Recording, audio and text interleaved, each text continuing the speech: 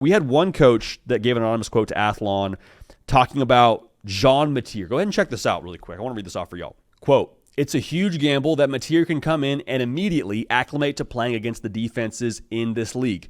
We'll see if he can do it because that's what will determine this staff's future." All right, so there's a lot there. My first thought, though, when I read that, am I missing something? Jean Mateer was a gamble for Oklahoma? What's the gamble? The gamble that he hasn't played against the SEC? Okay, I guess I could hear that.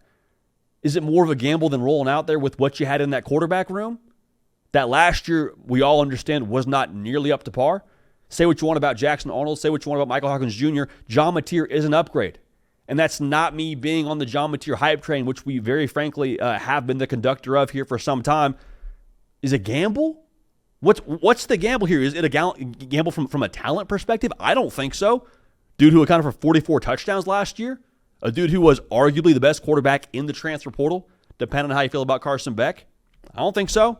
Okay, was it a gamble that you put him with the same offensive coordinator and quarterback coach that he had that production with at Washington State?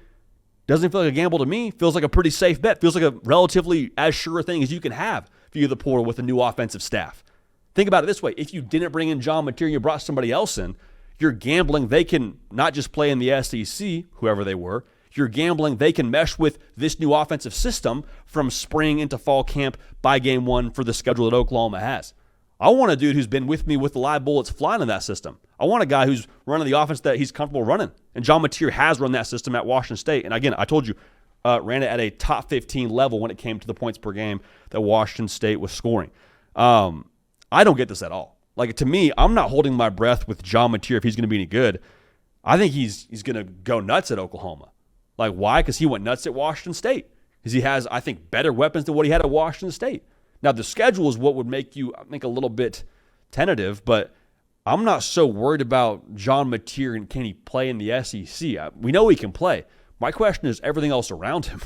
Can the offensive line be good enough? You're not gambling on Jean Mateer. In fact, I think you are banking on Jean Mateer as your sure thing. Your offensive line and them being good enough is what the gamble is. I think your defense with Brent Venables and him being able to replace that leadership with the Danny Stutzman and Billy Bowman, that's, to me, much more of a gamble. Jean Mateer is, again, where I'm putting my chips.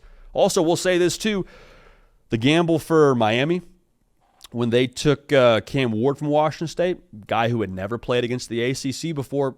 I get it, different conferences, different number of draft picks from those conferences, but worked out okay for them, I would say. Also, if you're gambling on somebody, you're gambling on someone that you are very, very familiar with if you're Ben Arbuckle, okay? It's a gamble in the sense that you're bringing him into your football team to play in a new conference, but it's not a gamble in the sense of, well, what are we getting with this guy? You've had him on your roster for several years at Washington State. You know what you're getting in this guy. I think that was a big reason why Jean Mateer was the guy at Oklahoma. So Oklahoma could have gone after somebody else in the portal.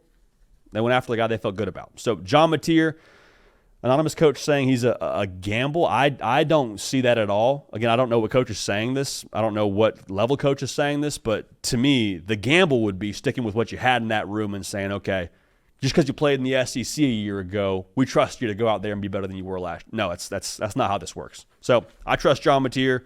I think he'll be phenomenal. I think he's going to be one of the top quarterbacks in the SEC next year. Full stop.